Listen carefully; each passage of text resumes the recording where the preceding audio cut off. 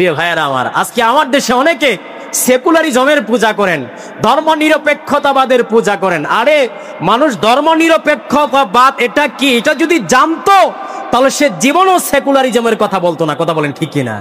Secularism কি?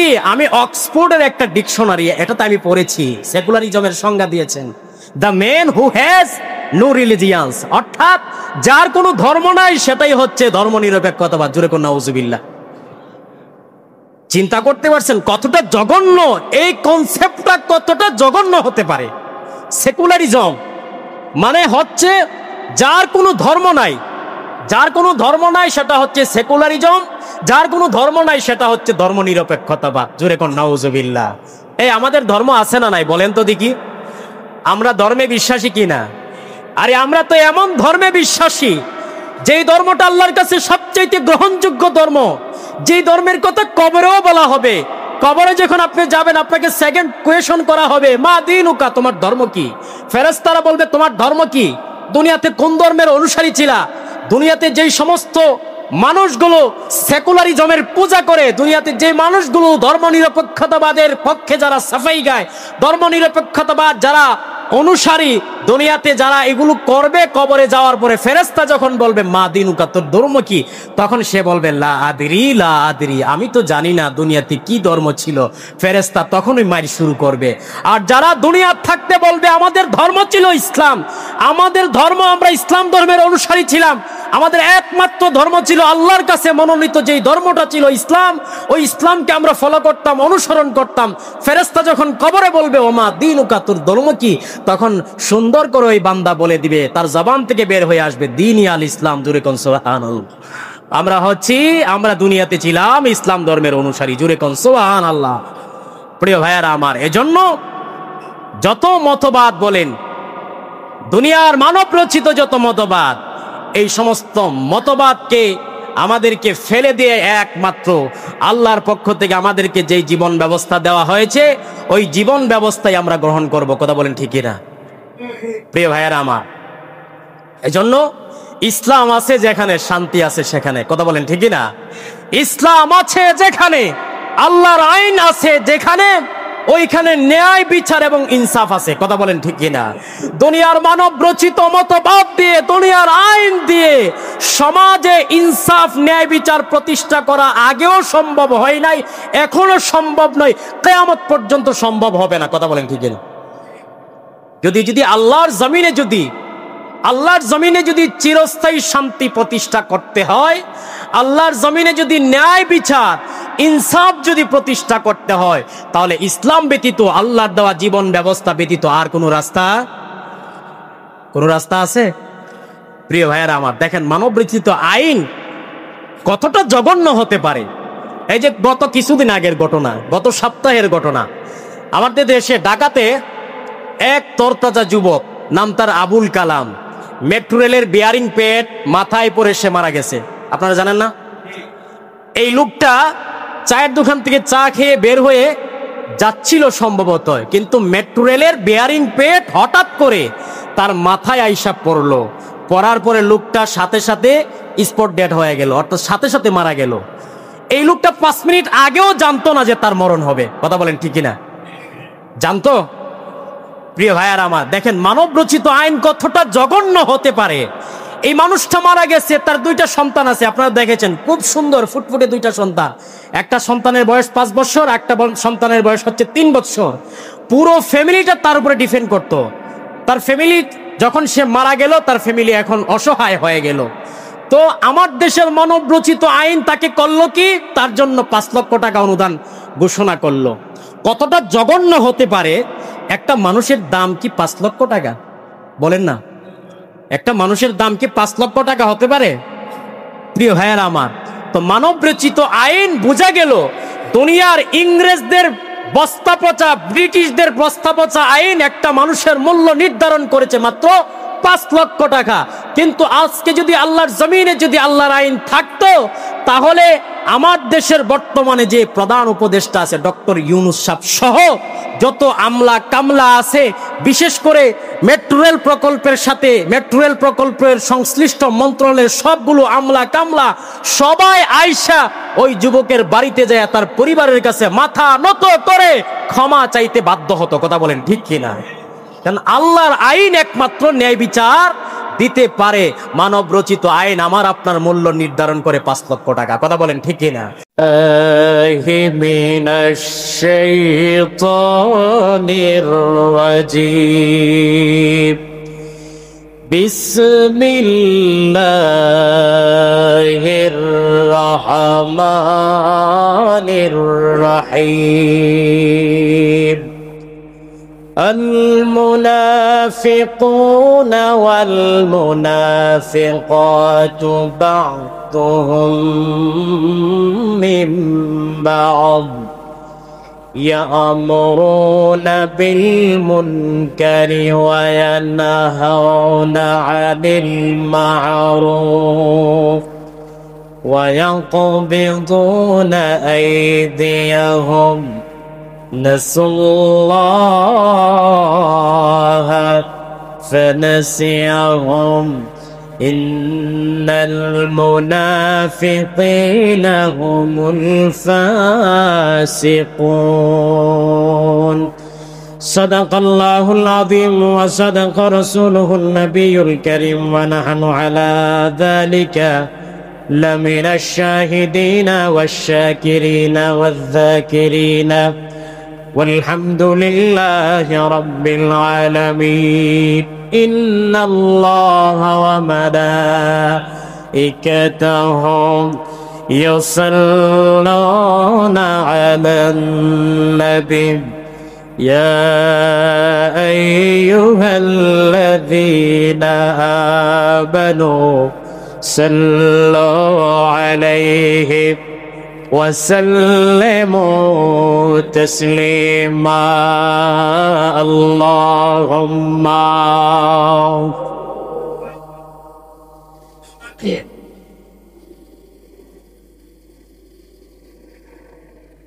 وعلى آل سيدنا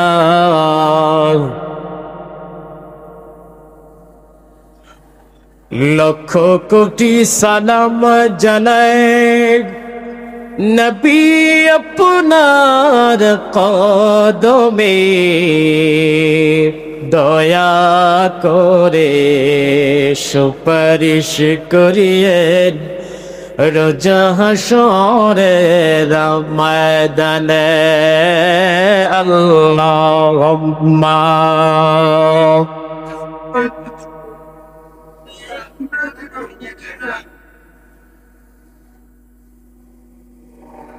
وعلى آل سيدنا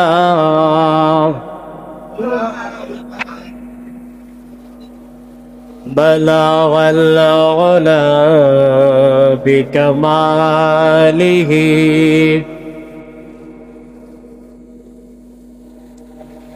حسنت جميع خصاله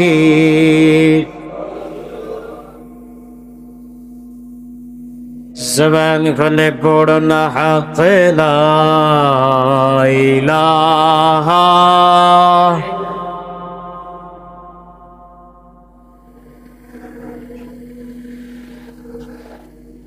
লা হক লা ইলাহা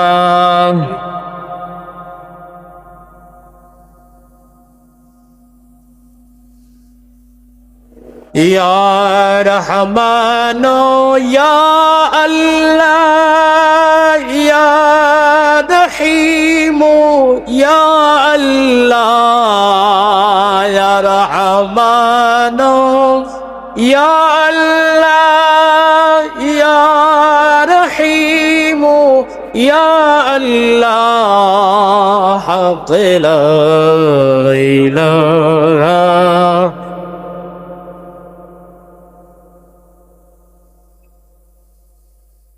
ইল্লাল্লাহ লা ইলাহা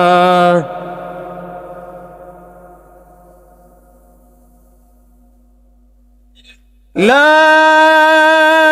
ইলাহা ইল্লাল্লাহ মুহাম্মাদুর রাসূলুল্লাহ সাল্লাল্লাহু আলাইহি ওয়াসাল্লাম। উপস্থিত আজকের এই পবিত্র জুমার দিনে আগত মসজিদে রহমান কমপ্লেক্সের সম্মানিত মুসল্লিয়ানে কেরাম, মুরব্বিয়ানে আযম, অত্র এলাকার দিনদার ধর্মপ্রাণ মুসলমান ভাই বন্ধুগণ, পর্দার আড়ালে অবস্থানরত আমার শ্রদ্ধেয়া সম্মানিত মুমিনা আবেদা সালেহা মা এবং বোনেরা, আল্লাহ সুবহানাহু ওয়া তাআলার দরবারে অসংখ্য শুকর এবং সুজুদ আদায় করছি যে মহান রব্বুল আলামিন আমাদেরকে অত্র এলাকার অসংখ্য গণিত মানুষ থেকে যাচাই বাছাই করে, মায়া করে, মহব্বত করে, ভালোবেসে প্রতি জুমাবারের নেই এই জুমার দিনেও মসজিদে আসার মতো সুযোগ করে দিয়েছেন। মসজিদে এসে জুমার নামাজের পূর্বক্ষণে কোরআন এবং সুন্নাহ থেকে অল্প কিছু সময় আলোচনা করা এবং শোনার মতো তৌফিক দিয়েছেন। সেজন্য আমরা মন প্রাণ উজাড় করে, অন্তরের অন্তরস্থল থেকে হৃদয়ের আবেগ অনুভূতি উজাড় করে দিয়ে আমরা সকলেই একসাথে উচ্চ কণ্ঠে পড়ছি আলহামদুলিল্লাহ। অসংখ্য দুরুদ এবং সালাম প্রেরণ করছি সর্বকালের সর্বযুগের সর্বশ্রেষ্ঠ মহামানব, বিশ্বমানবতার মুক্তির দূত, বিশ্বমানবতার পরম বন্ধু, আমার আপনার কলিজার টুকরা নবী, প্রাণের চেয়ে প্রিয় নবী, উম্মতের কান্ডারি নবী, দু জাহানের বাদশা নবী, সাইয়্যিদুল মুরসালিন, খাতামুন নাবিয়্যিন ওয়াল মুরসালিন, সাইয়্যিদুনা হাবিবুনা শাফিউনা ইমামুনা ওয়া কুদওয়াতুনা হাবিবে কিবরিয়া মুহাম্মদ মুস্তাফা সাল্লাল্লাহু আলাইহি ওয়াসাল্লামের উপর আল্লাহ পাক আমাদের দুরূদ সালাম খানি সোনার মদিনায় পৌঁছায় দেন, বলুন আমিন। সম্মানিত মুসল্লিয়ানে কেরাম, কোরআনুল কারীম থেকে সূরা তাওবার ৬৭ নম্বর আয়াত তেলাওয়াত করেছি। আজকে আমরা একটা টপিক নিয়ে আলোচনা করব, উক্ত আয়াতকে সামনে নিয়ে। আল্লাহ যেন আমাকে ইখলাসের নিয়তে, আপনাদের সবাইকে যেন আমলের নিয়তে শোনার মতো তৌফিক দান করেন, বলুন আমিন। প্রিয় ভাইরা আমার, আজকে আমরা আমাদের যে টপিকে আলোচনা করব সেটা হচ্ছে আমাদের সমাজে, আমাদের রন্ধ্রে রন্ধ্রে, আমাদের গড়ে, আমাদের গড়ের বাহিরে চলাফেরা করার ক্ষেত্রে সমাজ বলেন, রাষ্ট্র বলেন, সব জায়গায় এমন কিছু লোক আছে যাদেরকে উপর দিক থেকে মনে হয় আপনার বন্ধু, আপনার কল্যাণকামী, কিন্তু ভিতর দিক থেকে সে আপনার সাথে শত্রুতা পোষণ করে, আপনি জানেনও না। যেটাকে শরীয়তের পরিভাষায় বলা হয় মুনাফিক। মুনাফিকের পরিচয় আমরা জানব এবং তার কি কি আলামত সে সম্পর্কে আমরা ইনশাআল্লাহ ধারাবাহিকভাবে আজকের জুমা থেকে আলোচনা করব ইনশাআল্লাহ। আল্লাহ পাক আমাদের সবাইকে হেদায়েতের নিয়তে শোনার মতো তৌফিক দান করুন, বলুন আমিন। প্রিয় মুসল্লি ভাইরা, রাসূল করিম সাল্লাল্লাহু আলাইহি ওয়াসাল্লাম সহিহ মুসলিমের হাদিস কিতাবুল ঈমানে এসেছে ৩৫ নম্বর হাদিস। রাসূল করিম সাল্লাল্লাহু আলাইহি ওয়াসাল্লাম বলেছেন, হাদিসটি বর্ণনা করেছেন হযরতে আব্বাস ইবনে আব্দুল মুত্তালিব রাদিয়াল্লাহু তাআলা আনহু। উনি বলেন, আন্নাহু সামিআ রাসূলুল্লাহ সাল্লাল্লাহু আলাইহি ওয়াসাল্লাম ইয়াকুল যাকা তা'মাল ঈমান মান রাদিয়া বিল্লাহি রাব্বা ওয়া বিল ইসলামি দীনা ওয়া বি মুহাম্মাদিন সাল্লাল্লাহু আলাইহি ওয়াসাল্লাম রাসূলা। প্রিয় ভাইরা আমার, রাসূল করিম সাল্লাল্লাহু আলাইহি ওয়াসাল্লাম বলেন যে যাকা তা'মাল ঈমান, সেই ব্যক্তি ঈমানের মজা পেয়ে যায়, সেই ব্যক্তি ঈমানের স্বাদ পেয়ে যায়, মান রাদিয়া বিল্লাহি রাব্বা, যেই মানুষটা রব হিসাবে আল্লাহকে পেয়ে সন্তুষ্ট হয়ে যায়। জোরে কোন সুবহানাল্লাহ। এই আমাদের রবকে বলেন, আমাদের রবকে, আমাদের রব হিসাবে আল্লাহকে পেয়ে আমরা সন্তুষ্ট না? সন্তুষ্ট কি না? সন্তুষ্ট। রাসূল বলেন যে মান যাকা তা'মাল ঈমান, যাকা তা'মাল ঈমান মান রাদিয়া বিল্লাহি রাব্বা। রাসূল বলেছেন, যে ব্যক্তি রব হিসাবে আল্লাহকে পেয়ে সন্তুষ্ট হয়ে যায়, অথবা সন্তুষ্ট চিত্তে রব হিসাবে আল্লাহকে মেনে নেয়, সে ইমানের আসল স্বাদটা, আসল মজাটা পায়। জুড়ে কোন সুবহানাল্লাহ। প্রিয় ভাইয়ারা আমার, এজন্য আমরা বলি আমাদের রব একমাত্র, বলেন আল্লাহ। আমাদের রবকে, এই আল্লাহ বলতে কি আমাদের ভয় লাগে? আমাদের লজ্জা লাগে? একটা সময় ছিল আল্লাহু আকবারের ধ্বনি দিলে, আল্লাহু আকবারের তাকবীর দিলে আমাদেরকে বলা হতো আমরা নাকি জঙ্গিবাদী। কথা বলেন ঠিক না? বলা হতো মৌলবাদী। প্রিয় ভাইয়ারা আমার, তখন সময়ও আমরা আল্লাহু আকবারের ধ্বনি আমরা দিয়েছি, এখন আল্লাহু আকবারের ধ্বনি আমরা দিব, এবং মৃত্যুর আগ পর্যন্ত আমরা বলবোই আমাদের রব আল্লাহ। কথা বলেন ঠিক না? মৃত্যুর মুখে, মুমিন মৃত্যুর মুখে দাঁড়িয়ে সে হাসতে হাসতে বলবে আমাদের রব হচ্ছে আল্লাহ। প্রিয় ভাইয়েরা আমার, রব্বুল আলামিন বলছেন, ইন্না রাব্বাকুমুল্লাহুল্লাযী খালাকাস সামাওয়াতি ওয়াল আরদা ফি সিত্তাতি আইয়াম সুম্মা ইসতাওয়া আলাল আরশ ইউগশিল লাইলান নাহারা হাসীসা والشمس والقمر والنجوم مسخرات بأمره ألا له الخلق والأمر تبارك الله رب العالمين। রব্বুল আলামিন কোরআনুল কারীমের 7 নম্বর সূরা সূরাতুল আরাফের 54 নম্বর আয়াতে আল্লাহ সুন্দরভাবে বলছেন, ইন্না রাব্বাকুমুল্লাহ, তোমাদের রব হচ্ছে আল্লাহ। তোমাদের রব কে? কে বলছেন এটা? আল্লাহ নিজে বলছেন, ইন্না রাব্বাকুমুল্লাহ, তোমাদের রব একমাত্র আল্লাহ।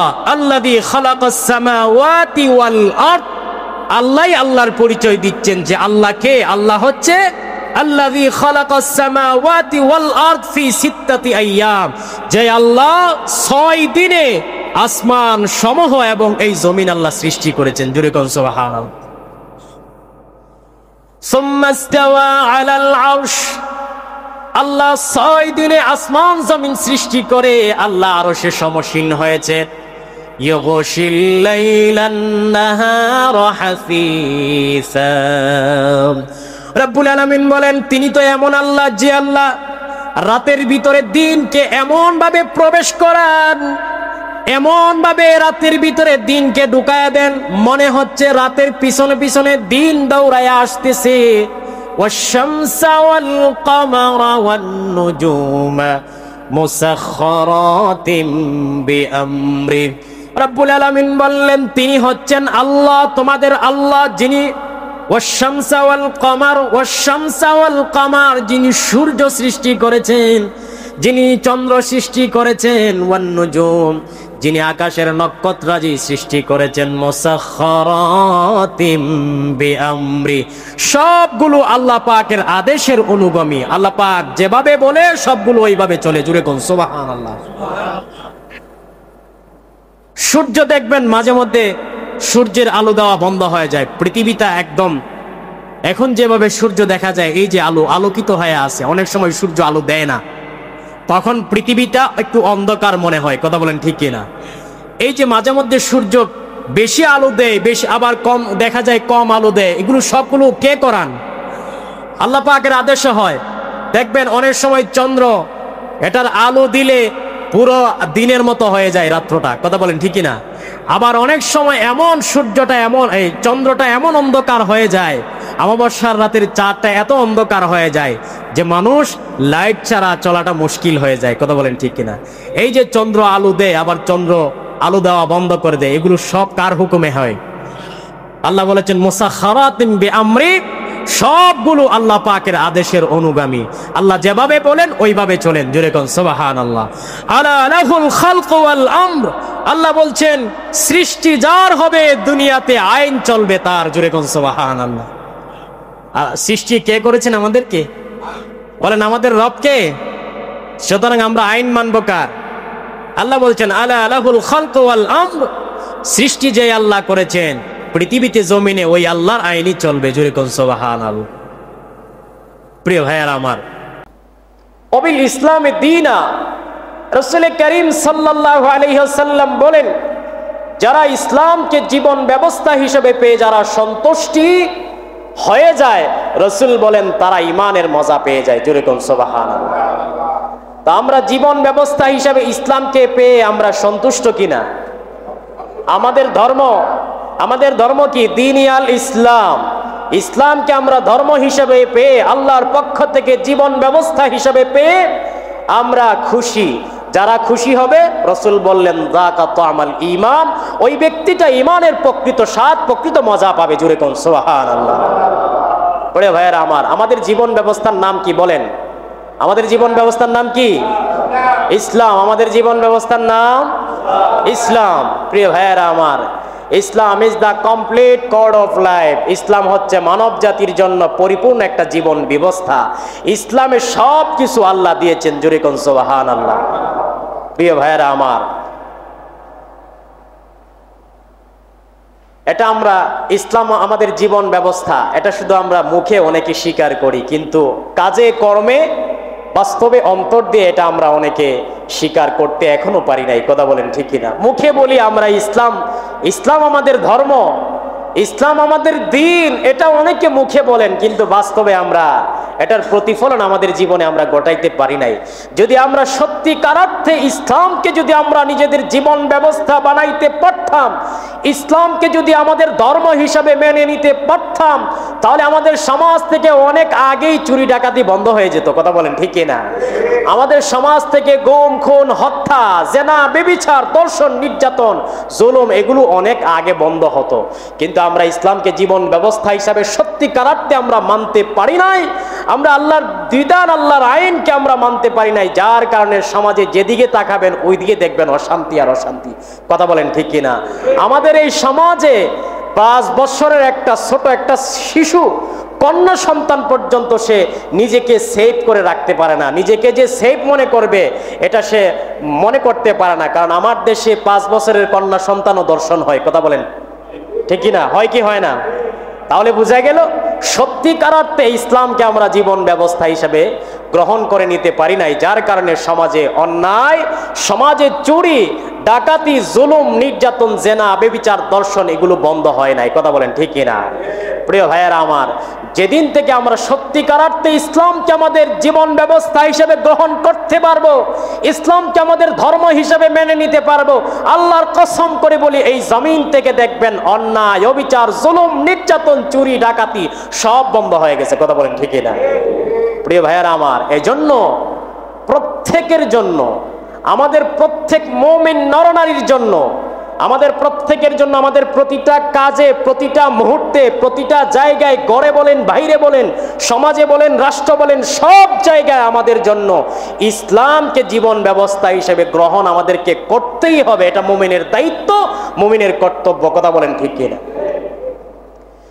রব্বুল আলামিন বলেন, أفغير دين الله يبغون وله أسلم من في السماوات والأرض طوعا وكرها وإليه يرجعون। রব্বুল আলামিন বলেন সূরা আলে ইমরান 83 নম্বর আয়াত, রব্বুল আলামিন সুস্পষ্টভাবে বর্ণনা করে দিচ্ছেন, আফা গায়রা দীনিল্লাহি ইয়াবগুনা। রব্বুল আলামিন বলেন, গোলাম তুমি কি আল্লাহর দেওয়া জীবন ব্যবস্থা ছেড়ে দিয়ে, আল্লাহর দেওয়া বিধান, আল্লাহর দেওয়া আইন ছেড়ে দিয়ে দুনিয়ার মধ্যে তুমি কি তালাশ করতেছো? রব্বুল আলামিন বলেন, সেকুলারিজম খুঁজতেছো, ধর্মনিরপেক্ষবাদ খুঁজতেছো, পুঁজিবাদ খুঁজতেছো, তুমি কি দুনিয়ার মধ্যে জাতীয়বাদ খুঁজতেছো, সমাজতন্ত্র, রাজতন্ত্র, পরিবারতন্ত্র খুঁজতেছো? রব্বুল আলামিন বলেন, ওয়ামান ইয়াবতাগি গায়রাল ইসলামি দীনান ফালান ইউকবালা মিনহু ওয়া হুয়া ফিল আখিরাতি মিনাল খাসিরিন। রব্বুল আলামিন বলেন, গোলাম তুমি নিজেকে ইমানদার দাবি করতেছো, নিজেকে ইমানদার মুমিন দাবি করবা, আর ইসলাম ছাড়া অন্য কোনো কিছুকে জীবন ব্যবস্থা হিসেবে গ্রহণ করবা, আল্লাহর আইন বাদ দিয়া অন্য কিছু গ্রহণ করবা, আল্লাহর দেওয়া সংবিধান বাদ দিয়ে অন্য কিছু গ্রহণ করবা, হতে পারে সেটা পুঁজিবাদ, হতে পারে সেটা ধর্ম নিরপেক্ষতাবাদ, হতে পারে সেটা জাতীয়তাবাদ, হতে পারে সমাজতন্ত্র, রাজতন্ত্র, পরিবারতন্ত্র। রব্বুল আলামিন বলেন এগুলো আমি আল্লাহ অ্যাকসেপ্টেবল করব না, আমি আল্লাহর কাছে এগুলো অ্যাকসেপ্টেবল না, আমি আল্লাহ এগুলো গ্রহণ করব না। রব্বুল আলামিন সুস্পষ্টভাবে বলে দিয়েছেন ফালাইয়াকবালা মিনহু, আমি আল্লাহ এগুলো একটাকেও কবুল করব না। অর্থাৎ এগুলো আমি আল্লাহর কাছে গ্রহণযোগ্য না। সমাজে মানুষ যা আবিষ্কার করতেছে, মানব রচিত যা যত মতবাদ আছে, আল্লাহ বলছেন সবগুলো হচ্ছে হারাম হারাম হারাম। তোমাদের কাছে একমাত্র একটাই ধর্ম, সেটা হচ্ছে, রব্বুল আলামিন বলেন ইন্নাদ-দীনা ইনদাল্লাহিল ইসলাম। রব্বুল আলামিন বলেন তোমাদের কাছে একমাত্র ধর্ম, অর্থাৎ আমি আল্লাহর কাছে একমাত্র জীবন ব্যবস্থা, মনোনীত জীবন ব্যবস্থার নাম হলো ইসলাম। জোরে কোন সুবহানাল্লাহ। আল্লাহ বলেন একমাত্র জীবন ব্যবস্থার নাম হচ্ছে, একমাত্র মনোনীত ধর্ম যেটা আমি আল্লাহর কাছে গ্রহণযোগ্য, যেটা আমি গ্রহণ করি, সেটা হচ্ছে ইসলাম। জোরে কোন সুবহানাল্লাহ। তাহলে মানব রচিত যত মতবাদ আছে, যত ধরনের মতবাদ আছে, আল্লাহ বলেন সবগুলো হচ্ছে আমি আল্লাহর কাছে অগ্রহণযোগ্য। প্রিয় ভাইয়েরা আমার, আজকে আমার দেশে অনেকে সেকুলারিজমের পূজা করেন, ধর্ম নিরপেক্ষতাবাদের পূজা করেন। আরে মানুষ ধর্ম নিরপেক্ষতাবাদ এটা কি, এটা যদি জানতো তাহলে সে জীবনও সেকুলারিজমের কথা বলতো না। কথা বলেন ঠিক কিনা? সেকুলারিজম কি, আমি অক্সফোর্ডের একটা ডিকশনারি, এটাতে আমি পড়েছি, সেকুলারিজমের সংজ্ঞা দিয়েছেন the man who has no religions, অর্থাৎ যার কোনো ধর্ম নাই সেটাই হচ্ছে ধর্ম নিরপেক্ষতাবাদ। জোরে কোন নাউজুবিল্লাহ। চিন্তা করতে পারছেন কতটা জঘন্য এই কনসেপ্টটা, কতটা জঘন্য হতে পারে?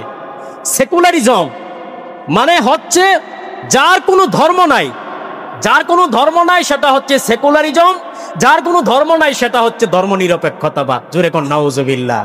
এই আমাদের ধর্ম আছে না নাই বলেন তো দেখি? আমরা ধর্মে বিশ্বাসী কিনা? আরে আমরা তো এমন ধর্মে বিশ্বাসী যেই ধর্মটা আল্লাহর কাছে সবচেয়ে গ্রহণযোগ্য ধর্ম, যেই ধর্মের কথা কবরেও বলা হবে। কবরে যখন আপনি যাবেন আপনাকে সেকেন্ড কোয়েশন করা হবে, মা দীনুকা, তোমার ধর্ম কি? ফেরেশতারা বলবে তোমার ধর্ম কি? দুনিয়াতে কোন ধর্মের অনুসারী ছিলা?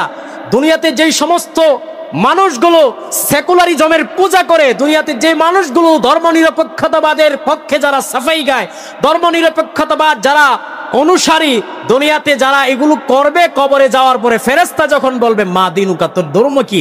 তখন সে বলবে লা আদরি লা আদরি, আমি তো জানি না দুনিয়াতে কি ধর্ম ছিল। ফেরেশতা তখনই মার শুরু করবে।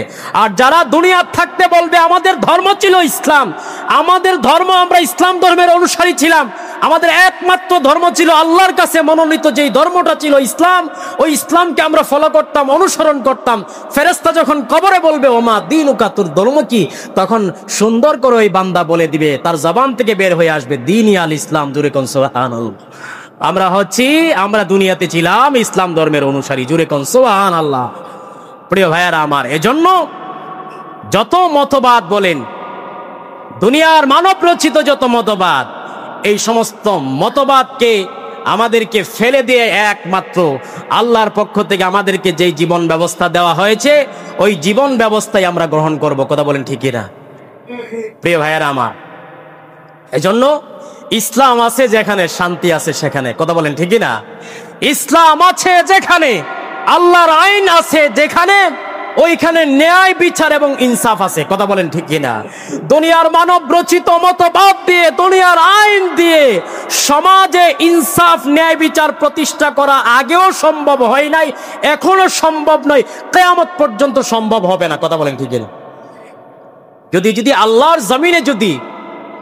জমিনে যদি চিরস্থায়ী শান্তি প্রতিষ্ঠা করতে হয়, আল্লাহর জমিনে যদি ন্যায় বিচার ইনসাফ যদি প্রতিষ্ঠা করতে হয়, তাহলে ইসলাম ব্যতীত, আল্লাহর দেওয়া জীবন ব্যবস্থা ব্যতীত আর কোনো রাস্তা আছে? প্রিয় ভাইয়েরা আমার, দেখেন মানব রচিত আইন কতটা জঘন্য হতে পারে। এই যে গত কিছুদিন আগের ঘটনা, গত সপ্তাহের ঘটনা, আমাদের দেশে ঢাকাতে এক তরতাজা যুবক, নাম তার আবুল কালাম, মেট্রো রেলের বিয়ারিং পেট মাথায় পড়ে সে মারা গেছে। আপনারা জানেন না? এই লোকটা চায়ের দোকান থেকে চা খেয়ে বের হয়ে যাচ্ছিল সম্ভবত, কিন্তু মেট্রো রেলের বিয়ারিং পেট হঠাৎ করে তার মাথায় আইসা পড়লো। পড়ার পরে লোকটা সাথে সাথে স্পট ডেড হয়ে গেল, অর্থাৎ সাথে সাথে মারা গেল। এই লোকটা 5 মিনিট আগেও জানতো না যে তার মরণ হবে। কথা বলেন ঠিক কিনা? জানতো? প্রিয় ভাইয়ার আমার, দেখেন মানব রচিত আইন কতটা জঘন্য হতে পারে। এই মানুষটা মারা গেছে, তার 2টা সন্তান আছে। আপনারা দেখেছেন খুব সুন্দর ফুটফুটে 2টা সন্তান। একটা সন্তানের বয়স 5 বছর, একটা সন্তানের বয়স হচ্ছে 3 বছর। পুরো ফ্যামিলিটা তার উপরে ডিপেন্ড করতো। তার ফ্যামিলি যখন সে মারা গেল, তার ফ্যামিলি এখন অসহায় হয়ে গেল। তো আমার দেশের মানব রচিত আইন তাকে করলো কি, তার জন্য 5 লক্ষ টাকা অনুদান ঘোষণা করলো। কতটা জঘন্য হতে পারে? একটা মানুষের দাম কি 5 লক্ষ টাকা? বলেন না, একটা মানুষের দাম কি 5 লক্ষ টাকা হতে পারে? প্রিয় ভাইয়ার আমার, তো মানব রচিত আইন বোঝা গেল দুনিয়ার ইংরেজদের বস্তা পচা, ব্রিটিশদের বস্তা পচা আইন একটা মানুষের মূল্য নির্ধারণ করেছে মাত্র 5 লক্ষ টাকা। কিন্তু আজকে যদি আল্লাহর জমিনে যদি আল্লাহর আইন থাকতো, তাহলে আমার দেশের বর্তমানে যে প্রধান উপদেষ্টা আছে ডক্টর ইউনূস সাহেব সহ যত আমলা কামলা আছে, বিশেষ করে মেট্রো রেল প্রকল্পের সাথে মেট্রো রেল প্রকল্পের সংশ্লিষ্ট মন্ত্রণালয়ের সবগুলো আমলা কামলা সবাই আইসা ওই যুবকের বাড়িতে যায় তার পরিবারের কাছে মাথা নত করে ক্ষমা চাইতে বাধ্য হতো। কথা বলেন ঠিক কিনা? কারণ আল্লাহর আইন একমাত্র ন্যায় বিচার দিতে পারে। মানব রচিত আইন আমার আপনার মূল্য নির্ধারণ করে 5 লক্ষ টাকা। কথা বলেন ঠিক কিনা? প্রিয় ভাইয়ারা আমার, এই কথাগুলো এই জন্য বলছি, ভিডিওগুলো রেকর্ড হচ্ছে, কথাগুলো রেকর্ড হচ্ছে। আমরা বলবো, আমি আমার নৈতিক দিক থেকে বলবো, মানবিক দিক থেকে বলবো, মানবিক দৃষ্টিকোণ থেকে আমি বলবো। আমরা সবাই বলি মানবিক দৃষ্টিকোণ থেকে একটা মানুষের মূল্য কোনোভাবেই 5 লক্ষ টাকা হতে পারে? প্রিয় ভাইয়েরা আমার, এজন্য আমরা বলবো কমপক্ষে যেন এই পুরো ফ্যামিলিটাকে, যেহেতু ফ্যামিলিটা এস্টাবলিশ না, ফ্যামিলিটা আবুল কালামের উপরে ডিপেন্ড করতো, সেজন্য তার পরিবারকে যেন প্রধান উপদেষ্টা যেন রাষ্ট্রীয় তহবিল থেকে, রাষ্ট্রীয় কোষাগার থেকে, প্রয়োজনে রেল মন্ত্রণালয়ের যে সংশ্লিষ্ট মন্ত্রণালয় আছে ওখান থেকে যেন কমপক্ষে 1 কোটি টাকা দেওয়া হয়। কথা বলেন ঠিক কিনা? এবং তার যে 2টা সন্তান অপ্রাপ্ত বয়স্ক, তাদেরকে প্রাপ্তবয়স্ক হওয়ার আগ পর্যন্ত লেখাপড়ার খরচ সহ যাবতীয় খরচ যেন রাষ্ট্র গ্রহণ করে। এই কথাগুলো আমরা বলি মানবিক দৃষ্টিকোণ থেকে। কথা বলেন ঠিক কিনা? এবং তার স্ত্রী, আমার যে বোন বিধবা হয়েছে, আমার ওই বোন যদি চাকরি করতে চায় তাহলে সরকারিভাবে যেন তাকে একটা চাকরির ব্যবস্থা করে দেওয়া হয়। আমরা শুনেছি মেট্রো রেল প্রকল্প নাকি তাদের সাথে যোগাযোগ করেছে, মেয়েকে চাকরি দিবে। যাই হোক, মাশাআল্লাহ, আলহামদুলিল্লাহ। তো আমি যেই কথাটা বলতে চাইছিলাম, দেখেন আল্লাহর জমিনে একমাত্র আল্লাহ পাকের দেওয়া জীবন ব্যবস্থা, আল্লাহর দেওয়া আইন ব্যতীত কোনো অবস্থাতেই ন্যায় বিচার প্রতিষ্ঠা করা সম্ভব নয়। প্রিয় ভাইয়ারা আমার, এজন্য রাসূল বলেছেন অবিল ইসলামে দীনা, যারা নিজেরা জীবন ব্যবস্থা হিসাবে, ইসলামকে জীবন ব্যবস্থা হিসাবে যারা পেয়ে খুশি, রাসূল বললেন দাকা তা'মাল ঈমান, ওই ব্যক্তিটা ঈমানের প্রকৃত মজা পাবে। জোরে কোন সুবহানাল্লাহ। 3 নাম্বার হচ্ছে রাসূল বলছেন ওয়াবি মুহাম্মাদিন সাল্লাল্লাহু আলাইহি ওয়াসাল্লাম রাসূলা, যে ব্যক্তি রাসূল হিসেবে মুহাম্মদ সাল্লাল্লাহু আলাইহি ওয়াসাল্লামকে পেয়ে সন্তুষ্ট হয়ে যায়, রব্বুল আলামিন বলেন, আমার নবী বললেন, অর্থাৎ সন্তুষ্ট চিত্তে যেই ব্যক্তিটা মুহাম্মদ সাল্লাল্লাহু আলাইহি ওয়াসাল্লামকে নবী হিসেবে পেয়ে সন্তুষ্ট হয়, আমার রাসূল বলেন ওই ব্যক্তিটা ঈমানের প্রকৃত মজা পায়। জোরে কোন সুবহানাল্লাহ। মুহাম্মদ সাল্লাল্লাহু আলাইহি ওয়াসাল্লামকে নবী হিসেবে, রাসূল হিসেবে সন্তুষ্ট হওয়া, এর অর্থ হচ্ছে আমার জীবনের যা কিছু আছে, আমার জীবনের যত কাজ কর্ম আছে, যতটা মুহূর্ত আছে, আমার ঘরের ভিতর বলেন, আমার ঘরের বাহির বলেন, আমার সমাজ বলেন, আমার রাষ্ট্র বলেন, যুদ্ধের ময়দান বলেন, মসজিদের মিম্বার বলেন, মসজিদের ইমামের নামাজের মুসল্লা বলেন, সব জায়গায় আমার রাসূলকে অনুসরণ করতে হবে। কথা বলেন ঠিক কিনা?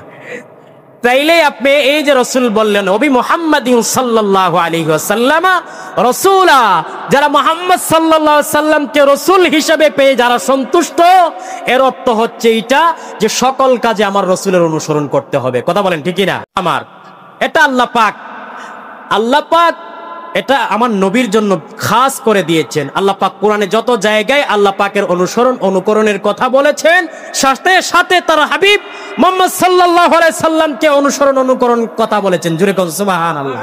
আরে উম্মত তো এমন হবে, উম্মত নবীর শানে এমন কোনো কথা বলবে না, নবীর শানে এমন কোনো কাজ করবে না যে কাজগুলো করলে আমার রসুল কষ্ট পাবে, আমার রসুলের শানে বেয়াদবি হবে, এমন কোনো কাজ উম্মত করতে পারে না। কথা বলেন ঠিক কিনা?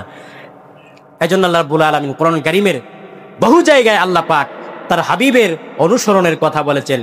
সূরাতুল হুজুরাতের প্রথম 3টা আয়াত পড়লে বুঝতে পারবেন যে আমার রসুলের এতাআত যে কত জরুরি, মুহাম্মদ সাল্লাল্লাহু আলাইহি ওয়াসাল্লামের অনুকরণ করা যে উম্মতের জন্য কতটা জরুরি। আল্লাহ পাক বলেছেন সূরাতুল হুজুরাতের 1 নম্বর আয়াত, রব্বুল আলামিন বলছেন, ইয়া আইয়ুহাল্লাযীনা আমানু লা তুকদ্দিমু বাইনা ইয়াদাইল্লাহি ওয়া রাসূলিহি ওয়াত্তাকুল্লাহ ইন্নাল্লাহা সামিউন আলীম। রব্বুল আলামিন বলেন, দুনিয়ার ইমানদারেরা, দুনিয়ার মুমিন যারা আছো, আল্লাহ এবং তার রাসূলের সামনে তোমরা কোনো বিষয়ে অগ্রসর হয় না। আল্লাহ এবং তার রাসূলের সামনে মুমিনদেরকে আল্লাহ বলছেন, আল্লাহ এবং তার রাসূলের সামনে তোমরা কোনো বিষয়ে অগ্রসর হয় না এবং তোমরা আল্লাহকে ভয় করো। এর অর্থ হচ্ছে দিনের ব্যাপারে নিজ থেকে কোনো ফয়সালা দিও না, দিনের ব্যাপারে নিজ থেকে কোনো ধরনের সিদ্ধান্ত নিও না। দিনের ব্যাপারে আল্লাহ এবং তার রাসূল যে সিদ্ধান্ত দিয়েছেন, ওই সিদ্ধান্তকে তোমরা চোখ বন্ধ করে মেনে নাও। অর্থাৎ এর নাম হচ্ছে আল্লাহ এবং তার রাসূলের অনুকরণ। কথা বলেন ঠিক কিনা?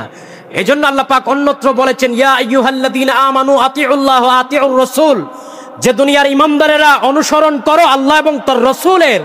অর্থাৎ এই জায়গায় অনুসরণ করতে যাইয়া, আল্লাহ এবং তার রাসূলের অনুসরণ করতে যাইয়া কোনো দলিল খোঁজা যাবে না, যে বলতে পারবেন না যে আল্লাহ এটা হলো কেন, এটা এইভাবে হলো না কেন। রসুলকে বলতে পারবেন না যে রসুল আপনি এটা এইভাবে বললেন কেন, ওইভাবে বললেন না কেন। এই ধরনের কথা কোনো মুমিন বলতে পারবে না। এজন্য আল্লাহ বলেছেন, ইয়া আইয়ুহাল্লাযীনা আমানু আতিউল্লাহ ওয়া আতিউর রাসূল, আল্লাহ এবং তার রাসূল যা বলেছেন সবগুলো নির্দ্বিধায় দলিল ছাড়া, প্রমাণ ছাড়া মেনে নাও। মেনে নেওয়ার নাম হচ্ছে ইসলাম। জোরে কোন সুবহানাল্লাহ। আর আপনি দলিল খুঁজতে যাবেন, আল্লাহ এবং তার রাসূলের কথার বাইরে যায়া নিজ থেকে কোনো কিছু ফয়সালা নিতে যাবেন, সিদ্ধান্ত নিতে যাবেন, আপনি গোমরা পথভ্রষ্ট হয়ে যাবেন। কথা বলেন ঠিক কিনা?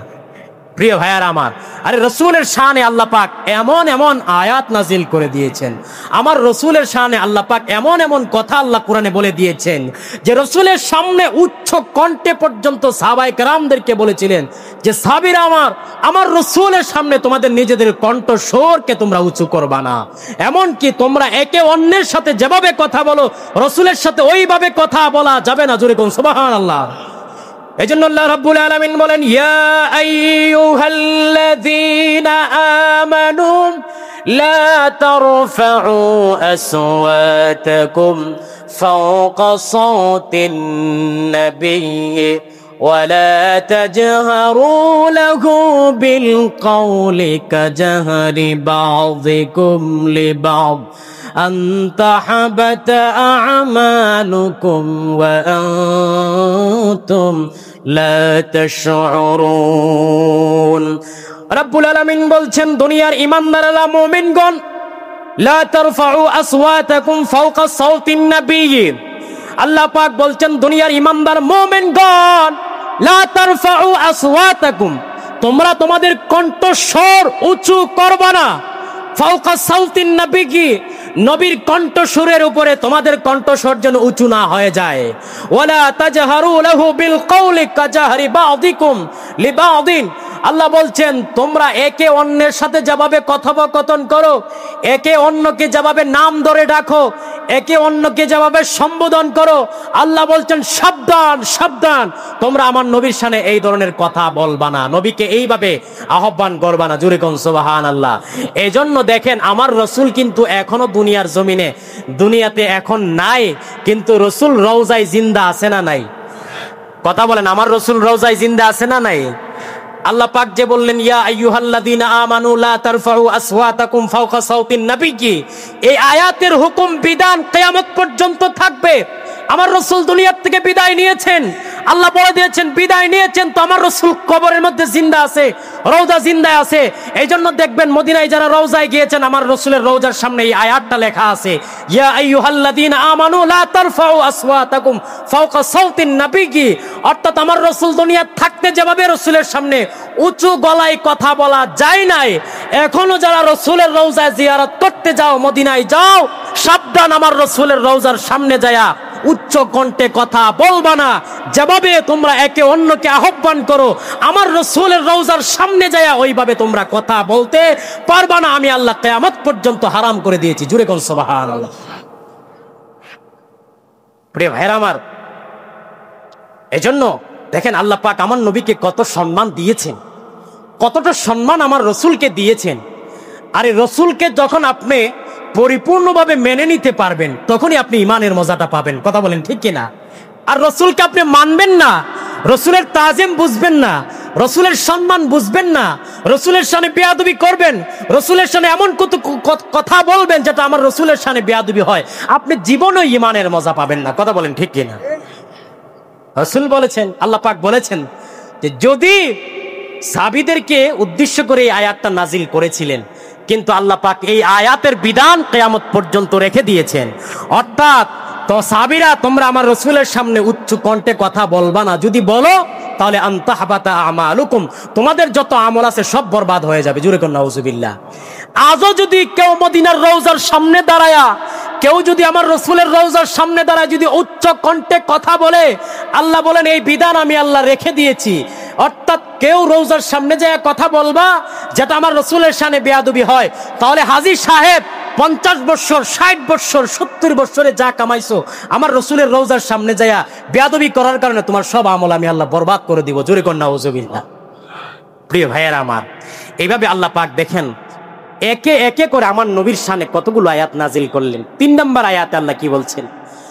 আল্লাহ বলছেন ইন্নাল্লাযীনা ইয়াগুদ্দুনা আসওয়াতাহুম ইনদা রাসূলিল্লাহি উলাইকাল্লাযীনা ইমতাহানাল্লাহু কুলুবাহুম লিত্তাকওয়া লাহুম মাগফিরাতুন ওয়া আজরুন আযীম। রাব্বুল আলামিন বলেন যারা আল্লাহর রসুলের সামনে ইন্নাল্লাযীনা ইয়াগুদ্দুনা আসওয়াতাহুম ইনদা রাসূলিল্লাহ, যারা আল্লাহর রসুলের সামনে নিজেদের কণ্ঠস্বর নিচু রাখে, নিজেদের কণ্ঠস্বর নিচু রাখে, সাহাবায়ে কেরাম আমার রসুলের সামনে কোনো অবস্থাতে কোনো সময় হট্টগোল করতেন না, আদব বজায় রাখতেন। এজন্য আল্লাহ পাক সাহাবীদের শানে আয়াত নাজিল করেছেন। এমনকি এই আয়াতের যে সুসংবাদ এটা কিয়ামত পর্যন্ত থাকবে। অর্থাৎ যারা মদিনায় যাবে, রসুলের রওজার সামনে যাবে, যায়া যারা নিজেদের কণ্ঠস্বরকে নিচু রাখবে, আল্লাহ বলছেন ইন্নাল্লাযীনা ইয়াগুদ্দুনা আসওয়াতাহুম ইনদা রাসূলিল্লাহ, যারা রসুলের সামনে নিজেদের কণ্ঠস্বর নিচে রাখবে, উলাইকাল্লাযীনা ইমতাহানাল্লাহু কুলুবাহুম লিত্তাকওয়া, আল্লাহ বলেছেন এদের অন্তরকে আমি আল্লাহ নিজে তাকওয়ার জন্য পরিশুদ্ধ করে দিব। জোরে কোন সুবহানাল্লাহ। লাহুম মাগফিরাতুন ওয়া আজরুন আযীম, আল্লাহ বলছেন এদের জন্য আমি আল্লাহ রেখেছি মহা পুরস্কার এবং ক্ষমা রেখে দিয়েছি। জোরে কোন সুবহানাল্লাহ। তাহলে বোঝা গেল যারা রাসূলকে সম্মান করে, রাসূলকে ইজ্জত করে, আদব রক্ষা করে, রাসূলকে সম্মান দিতে পারে, সম্মান জানাতে পারে, আল্লাহ পাক বলেন এদের প্রত্যেকের অন্তর আমি আল্লাহ পরিশুদ্ধ করে দে, এদের অন্তর থেকে আমি আল্লাহ গুনাহ বের করে দিই, এদের অন্তর থেকে আমি আল্লাহ নেফাক বের করে দিই, এদের অন্তর থেকে সব ধরনের পাপ বের করে দে এবং এদেরকে লাহুম মাগফিরা, এদের জীবনের যত গুনাহ খাতা আছে আমি আল্লাহ মাফ করে দেই। জোরে কোন সুবহানাল্লাহ। ওয়া আজরুন আযীম, আল্লাহ বলেন এদের জন্য আমি আল্লাহ জান্নাতের ফয়সালা করে রেখেছি। জোরে কোন সুবহানাল্লাহ। প্রিয় ভাইয়ারা আমার, তাহলে রাসূলের হাদিস অনুযায়ী 3 শ্রেণীর লোক যারা যাকাত আমাল ঈমান, রাসূল বলেছেন 3 শ্রেণীর লোক যারা হচ্ছে ঈমানের মজা পায়। মান রাদিয়া বিল্লাহি রাব্বা, যারা রব হিসাবে আল্লাহকে পেয়ে যারা খুশি হয় তারা ঈমানের মজা পায়। 2 নাম্বার হচ্ছে অবিল ইসলামি দীনা, যারা জীবন ব্যবস্থা হিসেবে ইসলামকে যারা পেয়ে যারা সন্তুষ্ট হয়, রাসূল বলেন তারা ঈমানের মজা পায়। 3 নাম্বার হচ্ছে অবি মুহাম্মাদিন সাল্লাল্লাহু আলাইহি ওয়াসাল্লাম রাসূলা, আমার রাসূল বলেছেন যারা মুহাম্মদ সাল্লাল্লাহু আলাইহি ওয়াসাল্লামকে রাসূল হিসেবে পেয়ে যারা সন্তুষ্ট হয়, রাসূল বললেন তারা ঈমানের প্রকৃত মজা পায়। জোরে কোন সুবহানাল্লাহ। এই জন্য এটা একটা দোয়া, সেই বুখারীতে এসেছে, মুসলিমেও এসেছে। এই দোয়াটা সকাল সন্ধ্যায় আমল করলে, রাদিতু বিল্লাহি রাব্বা ওয়া বিল ইসলামি দীনা ওয়া বি মুহাম্মাদিন সাল্লাল্লাহু আলাইহি ওয়াসাল্লাম নাবিয়্যা ওয়া রাসূলা, এই দোয়াটা সকাল সন্ধ্যা কেউ পাঠ করলে আমার রাসূল বলেন ওয়াজাবাত লাহুল জান্নাহ, আল্লাহ পাক তার জন্য জান্নাতকে ওয়াজিব করে দেয়। জোরে কোন সুবহানাল্লাহ। তাহলে এই যে ছোট্ট একটা দোয়া, 1 লাইনের একটা দোয়া রাসূল শিখাইয়া দিয়েছেন আজ থেকে 1500 বছর আগে। রাদিতু বিল্লাহি রাব্বা, সবাই আমার সাথে বলেন রাদিতু বিল্লাহি রাব্বা অবিল ইসলামি দীনা অবি মুহাম্মাদিন সাল্লাল্লাহু আলাইহি ওয়াসাল্লাম নাবিয়্যা ওয়া রাসূলা। এই দোয়াটা যারা পারেন অবশ্যই সকাল সন্ধ্যায় পড়বেন, যারা পারেন নাই অবশ্যই শিখবেন, শিখে এই দোয়াটা করবেন, আমল করবেন। দেখবেন আমার রাসূল বলেছেন ওয়াজাবাত লাহুল জান্নাহ, আমার ওই উম্মত মারা যাবে আল্লাহ পাক তার জন্য জান্নাত ওয়াজিব করে দেবে। জোরে কোন সুবহানাল্লাহ। সময় শেষ, এই জন্য আমি মেইন আলোচনায় ঢুকতে পারলাম না। ইনশাআল্লাহ আগামী জুমায় আলোচনা করব ইনশাআল্লাহ। আজকের জুমায় যেটুকু আলোচনা করলাম ওইটুকুর উপর আমি গুনাহগারকে আমল করার মতো তৌফিক দান করুন, বাকি আপনাদের সবাইকে আমল করার মতো তৌফিক দান করুন। ওয়া আখিরু আলহামদুলিল্লাহ।